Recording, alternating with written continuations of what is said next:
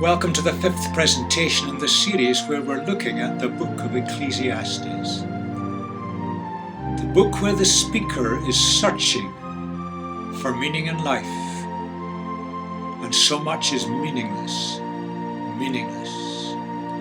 The book of Ecclesiastes.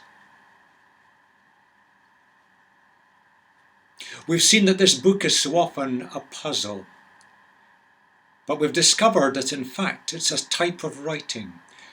Here we have a person, a speaker, a gatherer of people, looking out in the world, using his mind and his brain and great mental faculties to try to make sense. He's kind of talking out loud his ideas and his thoughts. Sometimes he hits upon good things. Sometimes it isn't so good. But he comes up with a conclusion: meaningless, all is meaningless, life has no meaning. And for many today in this world, and perhaps for you, life is like a crumpled paper, lacking meaning and purpose. There is frustration with the way life is.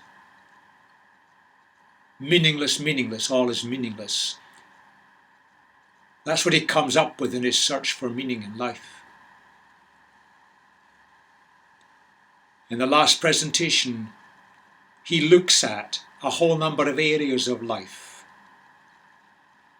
and he finds problems in there. The big question, where is God in so much suffering? The question that people are asking today. We have some answers, not easy answers, but we need to make them known. And why is there a corrosive corruption that is associated with every source of power, political or religious, messing up the lives of ordinary people? While in the world today there is so much loneliness, and people are trying to do their own thing, we're lacking a unity and a sense of cooperation and give and take. We're just living to survive. Living for what pleasures we can get from life. Is life not more than that? And why is there no assurance in our society today of a good death? A death at the end of a life where things have been completed, which is a gateway to something greater and better. So that so many in life today, they're caught up in a hopelessness. Life is but blind chance. They might win. On the other hand, they might not. That's the picture, a kind of hopeless picture. But is there meaning in life? Is the road of life going to lead us to some kind of meaning? Is there a purpose? He's searching for meaning. He's using his mind to find it. And so far he's been frustrated. He has not found the meaning. The search for meaning in life. In this presentation, I want to look at one or two passages which are very often misunderstood, or they cause confusion for various reasons.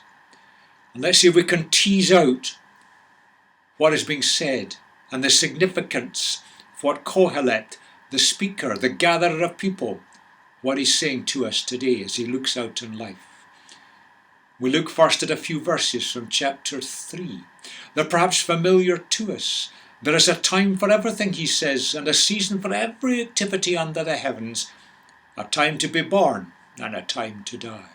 A time to plant and a time to uproot. A time to kill and a time to heal. A time to tear down and a time to build. A time to weep and a time to laugh. A time to mourn and a time to dance. A time to scatter stones and a time to gather them. A time to embrace and a time to refrain from embracing. A time to search and a time to give up. A time to keep and a time to throw away. A time to tear and a time to mend. A time to be silent and a time to speak. A time to love and a time to hate. A time for war and a time for peace. It's too easy to think of that passage as kind of putting everything in context, that everything has its perfect timing in life. It kind of sounds positive. It sounds sensible, but wait a minute. Is it as simple as that? What about these words? Is there ever a time when killing is right? When hating others is good?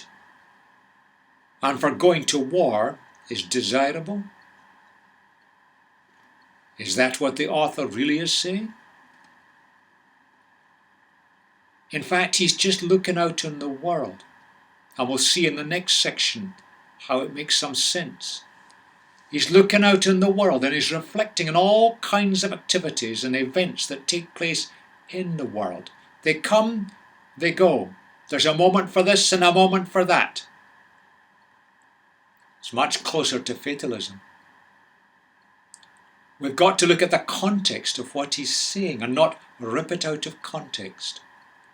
So let's look at the next little bit, the next few verses. What do workers gain from their toil? I have seen the burden God has laid on the human race. He's made everything beautiful in its time. He has also set eternity in the human heart. Yet no one can fathom what God has done from beginning to end. I know that there's nothing better for people than to be happy and to do good while they live, that each of them may eat and drink and find satisfaction in all their toil. This is the gift of God. I know that everything God does will endure forever. Nothing can be added to it, nothing taken from it. God does it so that people will fear him. But then he adds, whatever is, has already been. And what will be has been before. And God will call the past to account. Life just goes on. The round of life, the endless round of life. God has made a beautiful world. He has created human beings, and within us there is a sense of that which is beyond us, a sense of the spiritual, the divine. And yet, by human effort, we can't make sense of it all. We don't know what's going on. So, let's just take life as it is, make the best of it, eat, drink and be happy and get what satisfaction we can from our work. That's all we can see as a gift of God. But it just goes round in cycles. A time for everything. Fatalism.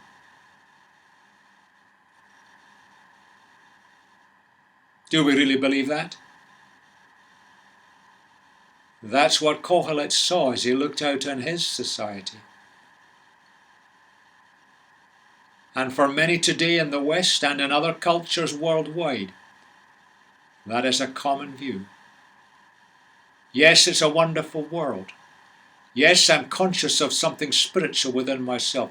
I don't understand what's going on, so I'll live for what I can for the moment, so that I can survive and eat and drink, bring up my family and get some sort of satisfaction and pleasure in life. Life just goes round endlessly. It's all chance. Fatalism.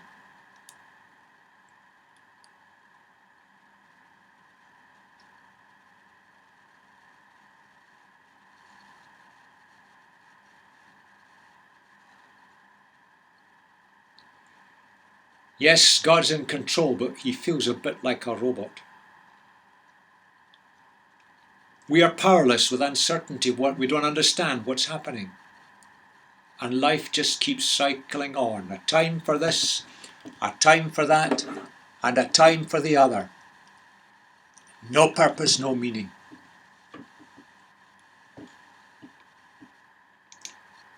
Humans, if you think about it, there's a kind of compulsive desire within each one of us. It's the way we were made, the way we were built.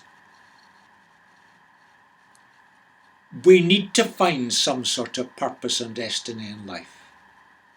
And we also need to feel that we've got some kind of control over events. In fact, control over events is so often abused that we try to control other people in the events. But we need to feel we've got some sort of control over our own destiny, our own life, what we can do and what we can achieve. We're needing some sort of meaning, purpose, destiny. It's built into us. We humans were given a spiritual dimension. We are not just animals working by instinct. We need a sense of purpose and destiny, some kind of control over ourselves and our environment. And that runs in conflict with the picture that Kohelet sees, where it's just a time for everything. And it's just control is beyond us. It just happens. Endless cycles of hopelessness, uncertainty, powerlessness. We feel like robots. Yes, he acknowledges that God made everything good, but he can't see the point of it. He can't work out where it's going. And how often we see that in our society today, in our post-modern society, where the absolutes and certainties have been rubbed out, where the clear picture of right and wrong have been fudged, and we're left lost and confused. And it runs in conflict with this compulsive desire in us that God has put in our hearts, looking for something bigger and better. But let's move on. Kohelet, the speaker, the gatherer of people around him, he writes, "When I applied my mind to know wisdom and to observe the labour that is done on earth, people getting no sleep day or night, they're working so hard, then I saw that all God had done. No one can comprehend what goes on under the sun. Despite all their efforts to search it out, no one can discover its meaning. Even if the wise claim to know it, they can't really comprehend it." He looks at God's creation. And this is a counsel of total despair. He looks at it. He's applied his mind, and he did it honestly and with integrity. He looks at all the hard work that people are going through. So hard that they're not even getting enough sleep at night. In this wonderful and remarkable world. But not only can he not understand what's going on, he doesn't think anyone else can. And if people claim to understand it, he doesn't think they really do. What a counsel of despair. That's a sad picture. But look out in the world, particularly parts of the third world.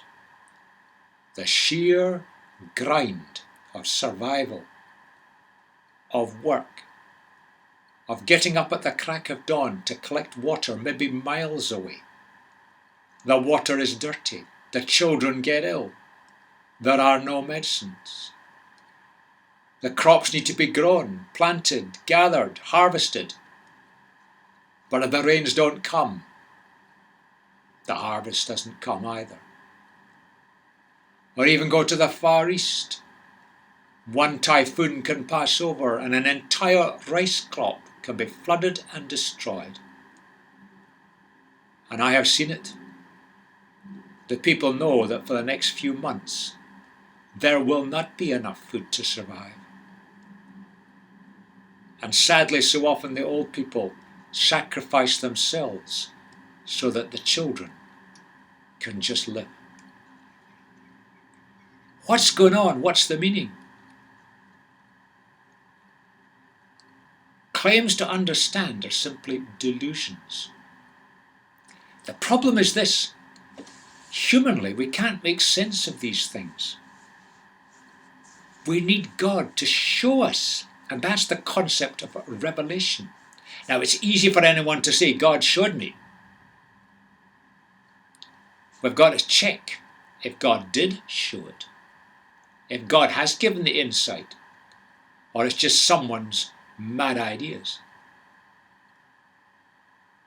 But we're not big enough and good enough or clever enough to be able to understand the purposes of this planet or the purposes of human life.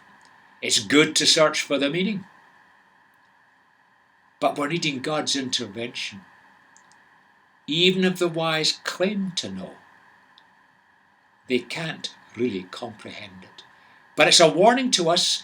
There are people today who claim to understand. They've worked things out. Listen to what they say. Look at the evidence. Maybe Kohelet's right.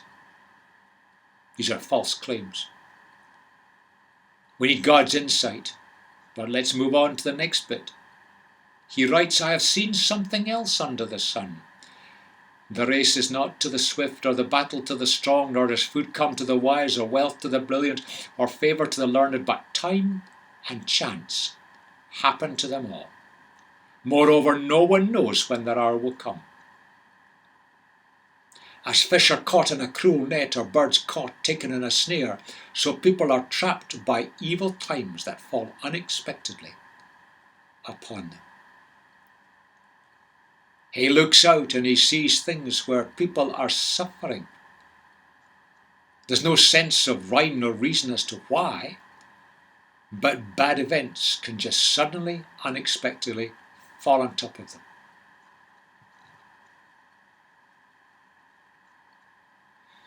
You see, it doesn't matter how quick you are.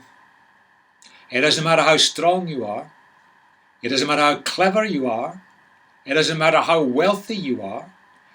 It doesn't matter how brilliant you are in your brain. And it doesn't matter how much you've been educated. What he says is it makes absolutely no difference.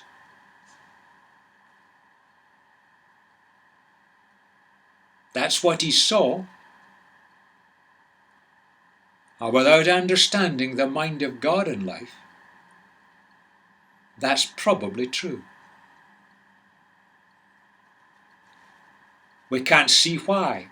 We can't see the wherefores. We don't understand. We search for meaning. It doesn't make sense. It isn't logical.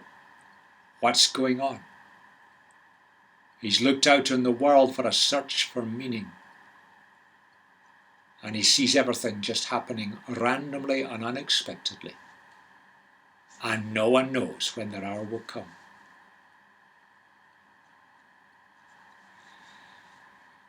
Many in life are seeing life that way today. Putting in a lot of effort and energy just to survive, to bring up families, to keep a roof over their heads, to survive into old age. They can't see rhyme nor reason to the events. And working harder, putting more back into it or effort into it, studying or whatever, it doesn't seem to give you the neat answers. So often everything seems to happen by chance. Oh, we people of God, we have got to be out there. We've got to show in our lives a higher, a deeper, a better way. That God is in our lives. That God is there for our benefit. That there is purpose and there is meaning. It is not chance. We've got to give a better insight. The quiet words of the wise are more to be heeded than the shouts of a ruler of fools. Wisdom is better than weapons of war, but one sinner destroys much good. The word sinner is perhaps an unfortunate translation, difficult idea to translate. It probably simply means one person can mess up all the good. Wisdom around? He says it's better than folly and it's better than violence, brute force, the weapons of war. That's true. We've got blustering, foolish leadership. We've got plenty of that in the world. Weapons of violence. We in the West are so guilty. We've got major manufacturers of death, and we export it to other countries and allow them to kill each other. We make the money and wash our hands. Is that wise? But he says this: wisdom can be undermined and is destroyed easily by one person. The quiet words of the wise, but one person destroys much good. How we've seen that in life, where just one person in the wrong place at the wrong time can lead a whole nation astray, a community, a society, an activity, and the good of so many is undermined and destroyed. The point he's making is this: wisdom has many advantages, but watch it, it can be easily undermined. That's true to life.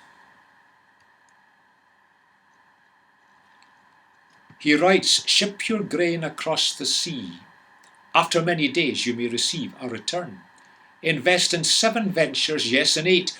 You do not know what disaster may come upon the land. If clouds are full of water, they pour rain on the earth. Whether a tree falls to the south or to the north, in a place where it falls, there it will lie. Whoever watches the wind will not plant. Whoever looks at the clouds will not reap. As you do not know the path of the wind, or how the body is formed in a mother's womb, so that you cannot understand the work of God, the maker of all things. Therefore sow your seed in the morning, and at evening let your hands not be idle. For you do not know which will succeed, whether this or that, or whether both will do equally well."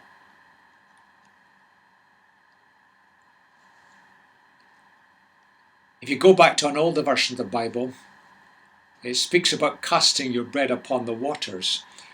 That's unfortunately stuck in our language, but it's actually a mistranslation of the idea. What this passage really is saying is, sound investment means taking risks, but spreading the risks is sensible. But he's so negative, because uncertainty rules everything. Yet again, he sees things and he gets things right, and then, as it were, he spoils it by seeing no meaning in it, all chance and uncertainty. So if we ship our grain across the sea, we go in for trading. Yes, hopefully we'll get something back with the ships in return. But spread your risks. You don't know what disaster may come upon the land. Chance, inevitability and randomness. Waiting for perfect conditions means waiting forever. So get on with it, do the best you can. You don't know what's going to happen.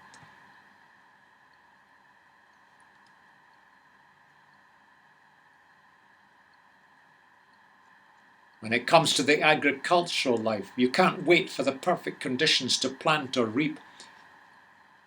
Get on with it. We can see God at work in the world, but we don't understand what he's doing, how he does it, or why he does it. What a sad picture. Yet for many in the world it's so true. So in the end, it's the advice he comes back to, it's the same advice. The world is full of uncertainty. Just keep doing your best, keep going, and just hope that it will all work out okay. Sad. There's a kind of common sense in it, and yet at the same time it's mixed up with a kind of fatalism. Mañana, what will happen will happen. I have no real control. Stop for a minute and look out on Western society. There is much that is common sense in the way our society runs. But it's laced with this feeling of chance, uncertainty, never quite sure, and a sense of a lack of purpose. He pictures the society of his day. Much of it is still true today. He goes on, light is sweet, and it pleases the eye to see the sun. However many years anyone may live, let them enjoy them all. But let them remember the days of darkness, for there will be many everything to come is meaningless. You who are happy, be happy while you're young, and let your heart give you joy in the days of your youth. Follow the ways of your heart and whatever your eyes see, but know that for all these things will bring you into judgment. So then banish anxiety from your heart and cast off the troubles of your body, for youth and vigour are meaningless. He looks out in life and he gives some positive advice, and yet underpinning it and on the edge of it all the time, meaningless. Everything to come is meaningless. Youth and vigour are meaningless. What's the point? What's it all about? What he's basically saying is this: make the most of what this life offers. Just grab what you can. There'll be good times. There'll be bad times. There won't be any apparent rationale for these. There's no justice or fairness. Make the most of what your youth offers, because you see, when you get old, this reduces the joys. And then remember, at the end of the day, death is inevitable. So make the most of it when you're young. Take advantage of whatever you want. But watch. He hints at God judging their behaviour, putting their behaviour right. But there's no sense of judgment after death, because he's no sense of anything much after death. He's thinking of this life. You see, there's elements of inconsistency and meaningless in this section. He's looking out in the world and he's speaking out loud his thoughts. He's musing, pondering. Some of his insights are very, very good and perceptive. But some of it is negative because he can't see the meaning. He's no sense of the purpose of God in life at all. Remember your Creator in the days of your youth, before the days of trouble come and the years approach when you say, I will find no pleasure in them. Before the sun and the light and the moon and the stars grow dark and the clouds return after the rain, when the keepers of the house tremble and the strong men stoop, when the grinders cease because they are few and those looking through the windows grow dim, when the doors to the street are closed and the sound of grinding fades, when people rise up at the sound of birds, but all their songs grow faint.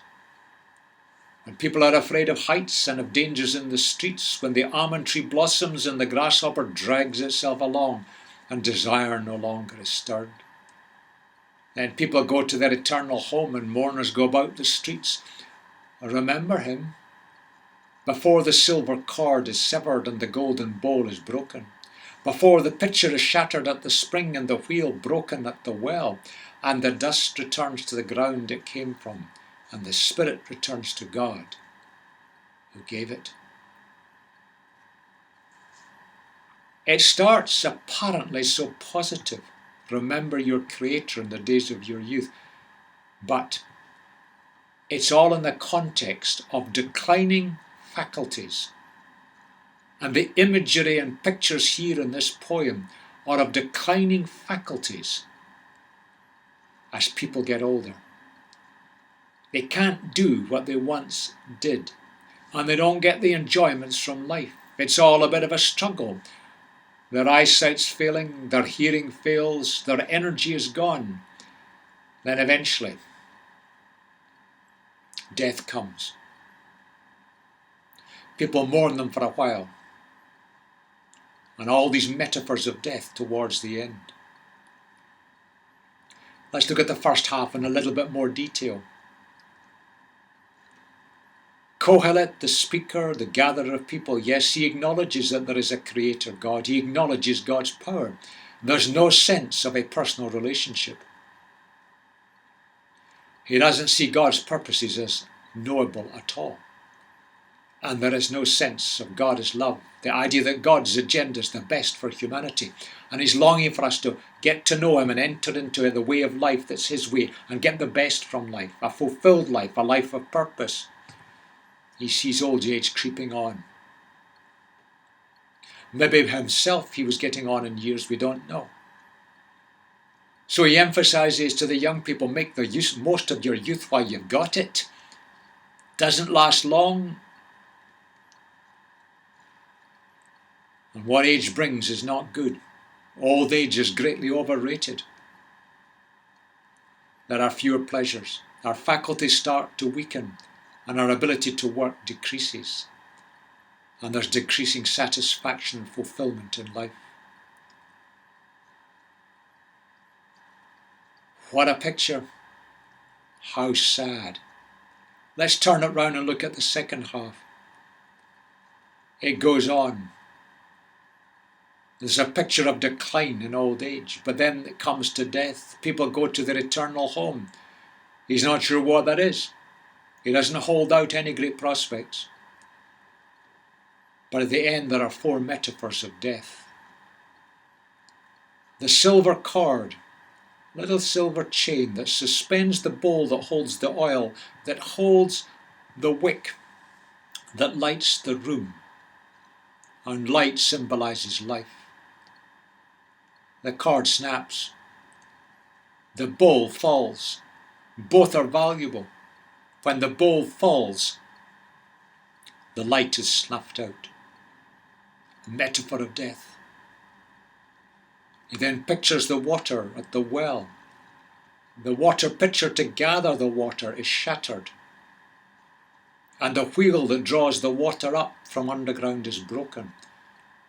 In either case, the water supply ceases, and without water, life ceases. 4 metaphors of death. He sees death as the reversal of creation.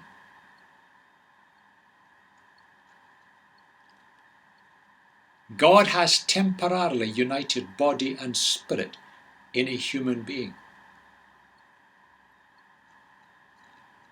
We are more than animals. We do not just run by instinct. We have a sense of that which is beyond ourselves, the sense of the divine, the spiritual, the sense of God himself. It's in all societies and all humanity. It's built into us. And God has made us human beings, bodies and spirits. But because he's allowed our brains to develop, it's body, soul and spirit. The soul representing the personality and the mind and the emotions, brought together. But when death comes, this is reversed. The dust, that's your body, the you that's you, returns to the ground it came from. The spiritual dimension returns to God who gave it. He's not sure what that means, probably. He's got no clear sense of anything after death throughout this entire book.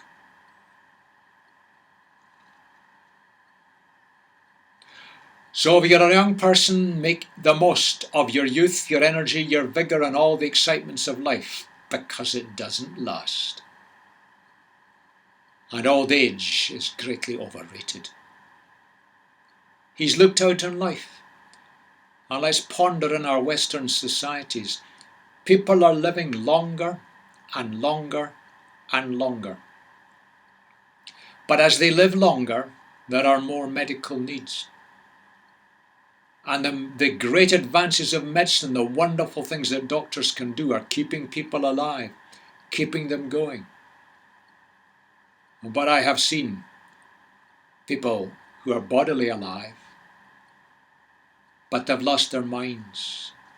They're not aware of anything that's going on. They're like a child in an old person's body.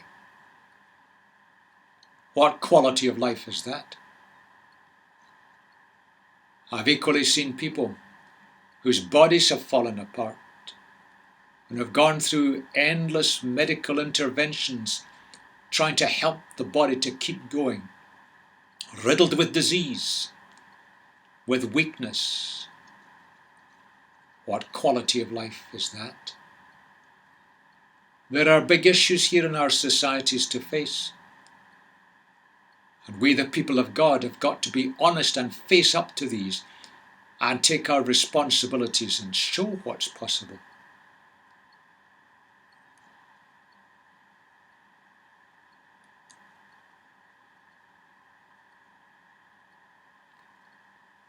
He's looked out in life and he's addressed a number of areas.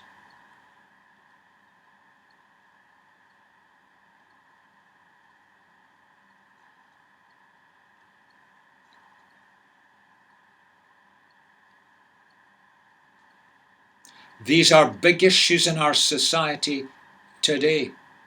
He didn't find the answers, but he's raised the issues, and we deserve a great thanks to him. And the book in the Bible is there to raise the issues. In Jesus, there are answers. In Jesus, there is justice. In Jesus, corrupting power can be reversed. In Jesus, there can be no loneliness. In Jesus, there's a pleasure and a fulfillment that doesn't require the pleasures of this world. In Jesus, we can face a good death.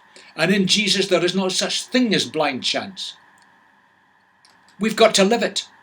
We've got to prove it in our lives, in our communities, in the way we talk. We've got to address these issues, share them, look at them, move out into our communities and give the direction and support that's needed to help people. We've got to live it and be it and take Jesus out. That was the picture that Kohelet has given us. He sees a world of injustice and loneliness. People with a desire for power and pleasure, and they corrupt. And all that's left is despair and death, fatalism. In Jesus, there is something wonderfully better. There is meaning and purpose. We've got to release it to the world in our lives. And we humans have got this compulsive desire within us to understand the answers to questions that start why, and to have some kind of control over our destiny. But so often we end up with a kind of fatalism. We feel like robots. We're uncertain, we're powerless. And life just cycles on. That's the picture that Kohelet is given here as he looked out in his society. And for so many people in the world today, it's a picture that's meaningful and real, but tragic. You see, in our compulsive desire for meaning and control, very often we've been left in a kind of hopeless uncertainty, victims of chance and circumstance. Even in the sophisticated West, that's true. People don't feel they've got control over their own destiny, and you end up with massive protest votes in elections for populist agendas, which have no substance and no depth. But people are in desperation. They want something better. They want some meaning in life. They feel they've got no control. There's no meaning. But in Jesus, there's something much, much better. And I leave this presentation with that statement. Not only there must be something better in life, but in following Jesus, there is something better in life. It is not meaningless. It is not all frustration. It is not all hopelessness. Yes, there are many, many things that we do not understand and may never understand. But there is purpose. There is destiny. There is assurance.